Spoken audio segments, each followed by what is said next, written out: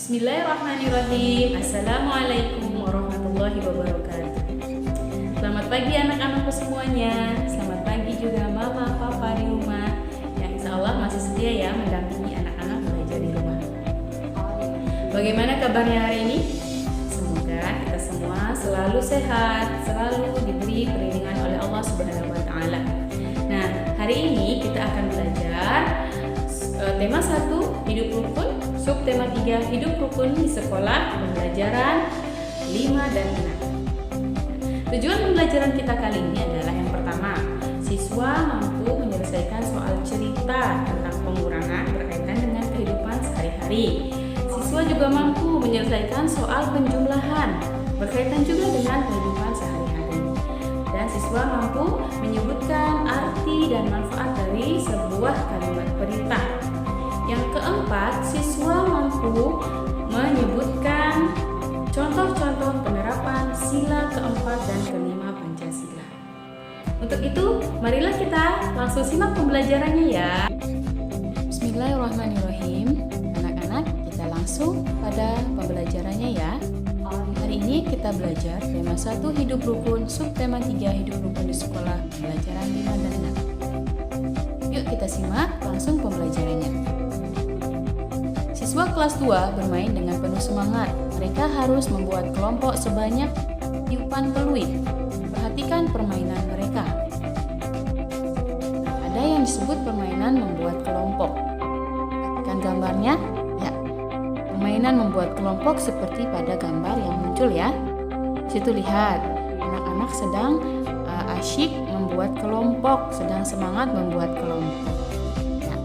Bagaimana sih cara memainkannya atau bagaimana aturan permainan membuat kelompok? Yang pertama, siswa membentuk formasi lingkaran. Guru berada di luar lingkaran. Guru membunyikan peluit, siswa memperhatikan jumlah peluit ditiup. Siswa membentuk kelompok dengan teman sesuai jumlah bunyi peluit. Misalnya, peluit berbunyi 3 kali. Prit, prit, prit. Maka siswa membentuk kelompok sebanyak 3 orang. Jika Pak Guru membunyikan peluit sebanyak 4 kali, maka siswa harus membentuk kelompok sebanyak 4 orang. Begitu seterusnya ya. Kemudian peraturan selanjutnya. Begitu peluit berbunyi, siswa harus segera berlari membentuk kelompok. Nah, perhatikan anak-anak yang sedang berlari membentuk kelompoknya. Nah, jika ada teman atau salah satu siswa tidak mendapatkan kelompok, bisa diberi sanksi. Misalnya sanksinya menyanyi, menari, atau bisa juga dengan hafalan surat-surat pendek. Nah, begitu aturan permainan dalam membuat kelompok.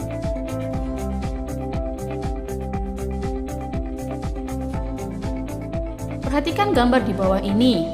Pada saat teman Udin beserta yang lainnya bermain membuat kelompok, ada 2 anak yang sedang berebut kelompok.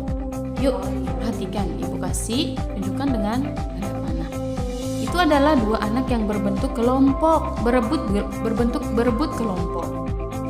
Bagaimana sih seharusnya? Kita kan nggak boleh berebut ya, Nak. Kalau kita misalnya tidak mendapatkan kelompok, nggak apa-apa, diberi sanksi ya, harus terima. Nah, kalau berebut seharusnya bagaimana sih? Ya, harusnya mereka saling meminta maaf atau saling memaafkan. Nah, meminta maaf itu adalah dapat menjaga persatuan dan kesatuan. Ya, saling memaafkan dapat menjaga persatuan dan kesatuan. Menjaga persatuan dan kesatuan di sekolah merupakan perbuatan terpuji. Terpuji, Nak. Ya, itu adalah perbuatan yang baik. Perbuatan tersebut sesuai dengan pengamalan sila ketiga Pancasila. Masih ingat tidak? Sila ketiga Pancasila itu lambangnya apa sih? Ya, lambangnya adalah pohon beringin. Dan bunyi silanya adalah Persatuan Indonesia. Insya Allah kalian semua sudah hafal semua ya di rumah.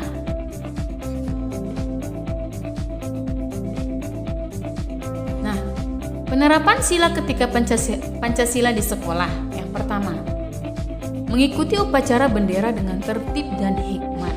Tentunya pastinya anak-anak sudah pernah mengikuti upacara ya. Kemudian memisahkan teman yang sedang bertengkar. Jadi ketika ada teman bertengkar tidak boleh menyemangati, harusnya melerai atau memisahkan. Bermain dengan teman dari berbagai suku bangsa. Jadi karena negara kita terdiri dari beragam suku bangsa, kita harus berteman dengan suku bangsa mana saja. Kemudian bekerja sama melaksanakan piket kelas. Itu adalah contoh penerapan sila ketiga Pancasila di sekolah. Kita lanjut ya. Perhatikan beberapa kalimat di bawah ini. Silakan kalian beri tanda centang atau tanda checklist pada kolom yang tepat. Perbuatan yang sesuai atau tidak sesuai dengan sila ketiga Pancasila. Kita baca bersama kalimat yang pertama ya. Melakukan piket kelas bersama-sama. Sesuai ada tidak? Ya, sesuai ya nak ya. Ya, kita beri tanda centang pada kata sesuai. Kemudian hanya mau berteman dengan teman satu suku. Ya, tidak boleh begitu ya nak. Kalian harus berteman dengan siapa saja. Berarti kita beri tanda centang pada kolom tidak sesuai. Kalimat ketiga, melakukan upacara bendera dengan tertib. Berarti kita beri tanda centang pada kata sesuai. Kemudian menjaga kebersamaan dengan seluruh siswa yang berbeda-beda suku bangsa. Ya, itu bagus. Jadi sesuai dengan penerapan sila ketiga Pancasila. Bisa dipahami ya anak-anak?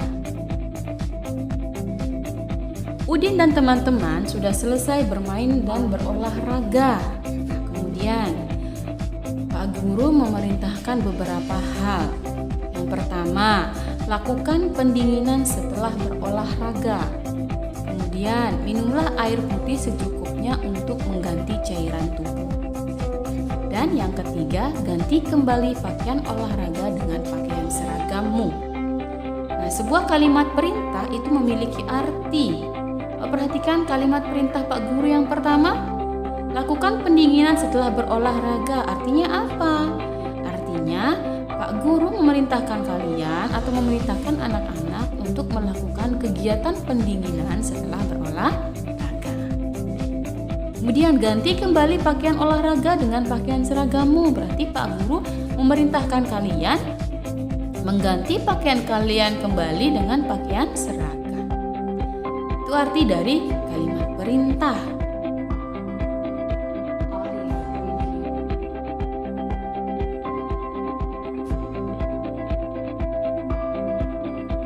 Apakah kamu pernah mendengar kalimat perintah dari gurumu setelah berolahraga?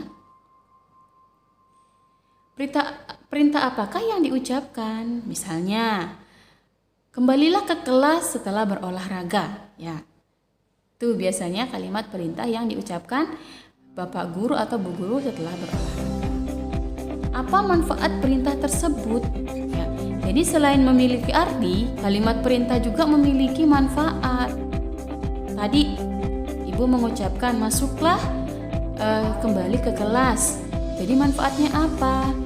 Agar kalian cepat bisa mengikuti pembelajaran di kelas. Itu manfaatnya. Nah, coba perhatikan kalimat Pak Guru. Yang pertama, lakukan pendinginan setelah berolahraga. Selain memiliki arti, kalimat tersebut juga memiliki manfaat. Agar apa? Agar otot-otot kalian tidak tegang. Jadi setelah berolahraga, pertama melakukan pemanasan, kemudian melakukan kegiatan inti, lalu selanjutnya lakukan kegiatan pendinginan agar otot-otot kalian tidak tegang. Kemudian kalimat Pak Guru yang selanjutnya, minumlah air putih secukupnya untuk mengganti cairan tubuh. Manfaatnya apa? Manfaatnya untuk kesehatan kita. Ya, karena air putih bagus untuk kesehatan.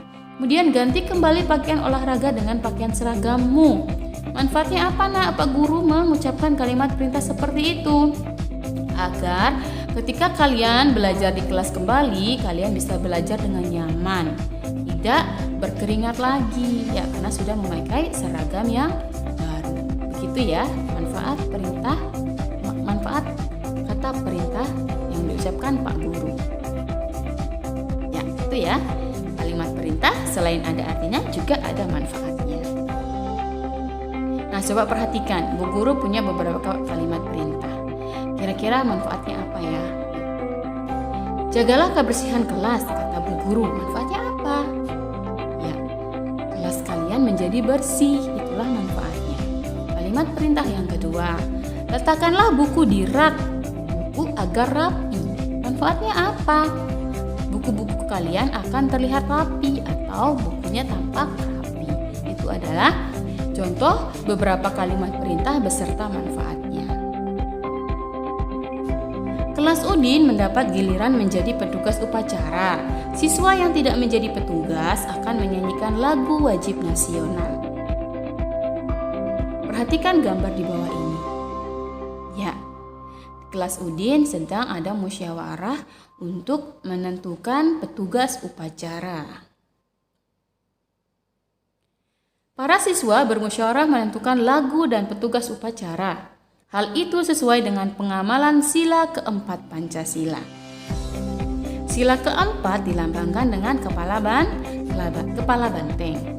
Kemudian, pembagian tugas dilakukan secara adil. Nah, hal itu sesuai dengan pengamalan sila kelima Pancasila yang lambangnya adalah padi dan kapas.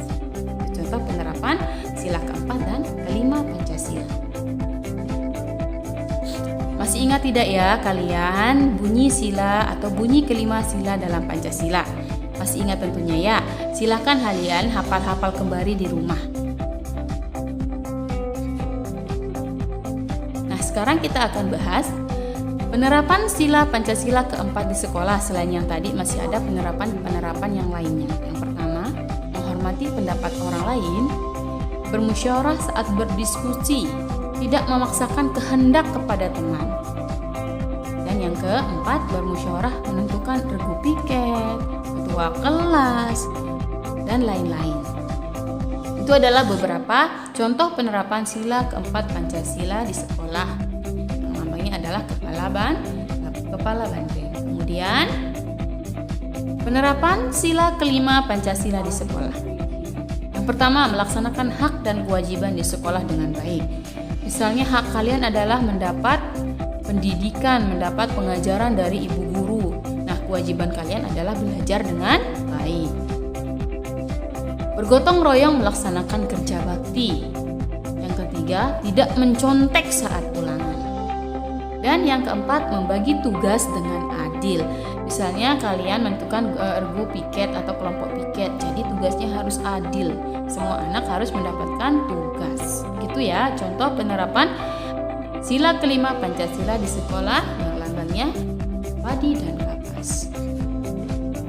Nah, sekarang tugas kalian tuliskan contoh pengamalan sila keempat dan kelima berkaitan dengan gambar di bawah ini. Perhatikan gambar pertama, kira-kira contoh penerapannya seperti apa ya? Yuk kita bahas bersama. Kelas Lani sedang bermusyawarah menentukan jadwal piket kelas. Mereka saling menyatakan pendapat sehingga menghasilkan kesepakatan. Ini adalah contoh pengamalan sila keempat Pancasila. Kita lanjut ke gambar di sebelahnya. Udin dan teman-temannya melakukan kerja bakti di sekolah. Mereka membersihkan lingkungan sekolah bersama-sama. Mereka membagi tugas dengan adil. Ini adalah pengamalan sila kelima Pancasila. Salah dipahami ya nak ya. Bu Guru meminta siswa untuk menuliskan lagu anak yang disukai. Bu Guru membagikan kertas kepada semua siswa dengan adil. Mula-mula ada 275 lembar kertas. Kertas dibagikan pada siswa sebanyak 39 lembar. Berapa sisa kertas Bu Guru? Kalau ada pertanyaan berapa sisa, berarti masalah ini bisa diselesaikan dengan pengurangan. Dalam pengurangan juga bisa kita kerjakan dengan cara panjang dan cara pendek. Yuk kita bahas kembali mengerjakannya dengan cara panjang. Bilangan 275 diuraikan dulu menjadi 200 tambah 70 tambah 5. Bilangan 39 diuraikan juga menjadi 30 dan ditambah 9. Perhatikan lagi anak-anak ya, ketika kalian menulis bilangan, kalian harus tepat. Jadi satuan dengan satuan pasangannya, puluhan dengan puluhan, ratusan dengan ratusan. Kita coba kurangkan yuk. Nah yuk, 5 dikurangi 9 bisa tidak? Nggak bisa, maka pinjamkan angka 1 pada bilangan puluhannya. Nah, kita pinjam 1 pada angka 7. Angka 7 sudah dipinjam 1, sisa 6. Angka 1 yang tadi kita taruh atau letakkan di sebelah angka 5. Jadilah angka 15. 15 dikurangi 9 sama dengan 6. 0 kurangi 0, 0. 6 dikurangi 3 sama dengan 3. Jadi hasilnya 30. Kemudian 200 tidak ada pengurangnya, maka langsung diturunkan. Jadi jawabannya adalah 200 tambah 30 tambah 6 sama dengan 236. Lalu kita selesaikan coba dengan cara pendek. Bilangan 275 kalian tulis di atas, kemudian bilangan pengurangnya yaitu 39 kalian tulis di bawah. 5 kurang 9 tidak bisa, pinjamkan pada angka sebelahnya yaitu angka puluhan, pada angka 7. Coret angka 7, lalu 7 sudah dikurang 1, sudah dipinjam 1, sisa 6. Angka 1 tadi yang kita pinjam, sisipkan pada sebelah angka 5, jadilah angka 15. 15 kurang 9, 6. 6 kurangi 3, 2 diturunkan. Jadi hasilnya sama ya anak-anak, 236. Jadi sisa kertas Bu Guru ada 236 lembar. Itu adalah disebut kalimat jadi. Nah, kita yuk latihan soal dulu. Latihan soal pengurangan. Bu Guru punya 5 soal pengurangan. Bilangannya berbeda-beda. Kita mulai dulu dari soal yang pertama. 419 dikurangi 122. Langsung kita kurangkan ya. 9 kurangi 2 bisa, hasilnya 7. 1 dikurangi 2 nggak bisa. Jadi pinjamkan angka 1 di angka 4. Angka 4 kita coret. Maka sisanya 3. Angka 1 tadi ya kita pinjam, taruh di sebelah angka 1-nya. Jadilah angka 11. 11 kurangi 2 sama dengan 9. 3 dikurangi 1 sama dengan 2. Seperti itu anak-anak ya. Kita berlanjut ke soal berikutnya. 161 dikurangi 138. Yuk kita selesaikan. 1 dikurangi 8 tidak bisa, langsung kita pinjam di angka 6. Angka 1 ya. Angka 6 sudah dipinjam, sisa 5. 1 tadi kita letakkan di sebelah angka 1. 11 dikurangi 8 jadi berapa? Ya, betul, jawabannya 3. 5 dikurangi 3 sama dengan 2. 1 dikurangi 1 sama dengan 0. Jadi kalau ada angka 0 paling depan tidak usah kita tulis ya. Jadi hasil akhirnya adalah 23. Lanjut pada soal berikutnya. 400 dikurangi 130. 0 kurangi 0 berapa ya anak-anak? Jelas ya, 0 kurangi 0 sama dengan 0. 0 kurang 3 bisa tidak? Nggak bisa. Kita pinjamkan angka 1 pada angka 4. Angka 4 kita coret atau kita pinjam 1, sisanya 3. Angka 1 kita sisipkan di tengah-tengahnya. 10 dikurangi 3 sama dengan 7. 3 dikurangi 1 sama dengan 2. Jadi hasil akhirnya adalah 270. Kemudian kita lanjut pada soal berikutnya. 450 dikurangi 326. 0 dikurangi 6 bisa tidak anak-anak? Nggak bisa ya. Kita pinjam 1 di angka 5. Kita coret angka 5, sisa 4. Angka 1 kita taruh sebelah angka 0. Jadi 10. 10 kurangi 6, 4. 4 kurangi 2, 2. 4 kurangi 3, 1. Jadi hasil akhirnya adalah 124. Kita lanjut pada soal terakhir. 5 dikurangi 5. Iya, kalian punya permen 5. Udah dimakan 5. Ada sisa apa enggak? Ya, berarti jawabannya 0. 6 kurangi 8 bisa enggak? Enggak bisa. Pinjamkan angka 1 pada angka 3. 3 kemudian sudah dipinjam 1, sisa 2. Angka 1 kita sisipkan. 16 kurangi 8 sama dengan 8. 2 dikurangi 2 bisa enggak? Bisa. Jawabannya 0. Tetapi tidak usah ditulis. Jadi jawaban akhirnya adalah 80. Ya, seperti itu anak-anak cara mengerjakan soal pengurangan dengan cara pendek. Semoga kalian bisa paham ya. Nah, setelah menghitung, Ibu Guru mengajak anak-anak untuk bernyanyi. Yuk kita nyanyi bersama. Bu Guru punya lirik lagu atau syair lagu Sebelum Kita Makan. Ciptaannya Pak Kasur. Yuk kita nyanyikan sama-sama terlebih dahulu. Sebelum kita makan dik, cuci tanganmu dulu. Menjaga kebersihan dik, untuk kesehatanmu. Banyak-banyak makan, jangan ada sisa. Makan jangan bersuara. Banyak-banyak makan, jangan ada sisa. Ayo makan bersama. Itu adalah lagu, contoh lagu sebelum kita makan. Nanti ibu akan share juga ya lagunya di video yang lain. Lagu sebelum kita makan ini termasuk lagu anak yang diciptakan oleh Pak Kasur. Nah, lagu ini memiliki makna juga ya dalam syairnya. Di situ kalau kita sebelum makan harus cuci tangan dulu. Karena apa? Ya, cuci tangan berkaitan dengan kebersihan. Kebersihan itu untuk kesehatan kita. Ya.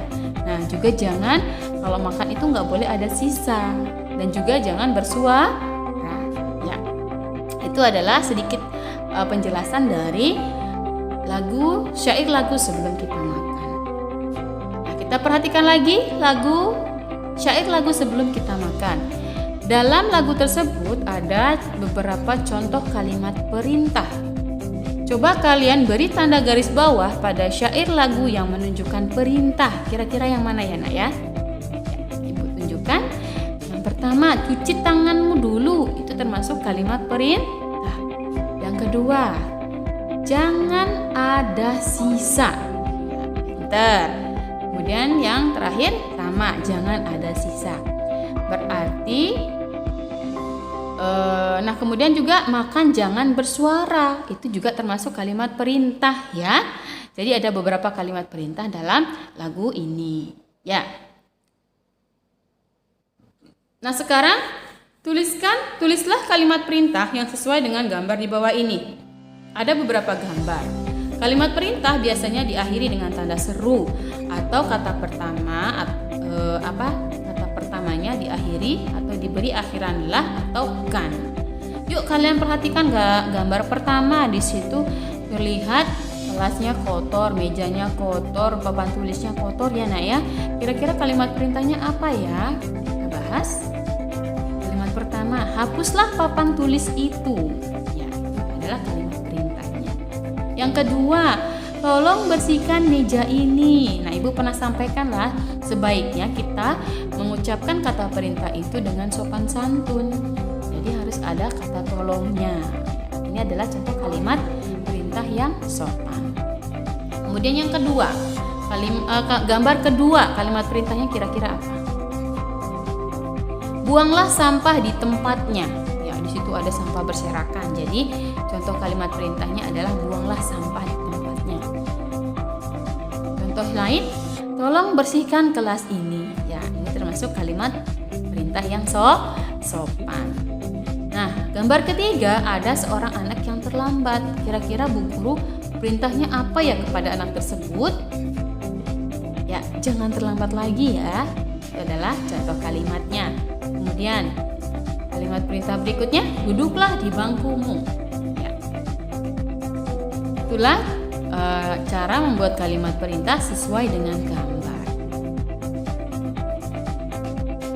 Nah, pembelajaran tema 1 hidup rukun subtema 3 sudah selesai ya anak-anak. Sampai jumpa di video pembelajaran selanjutnya. Terima kasih.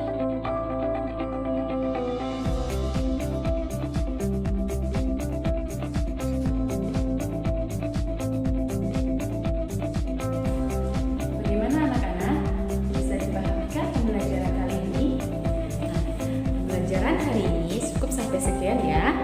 Semoga apa yang Ibu sampaikan dan apa yang anak-anak pelajari hari ini bisa dipahami dengan baik.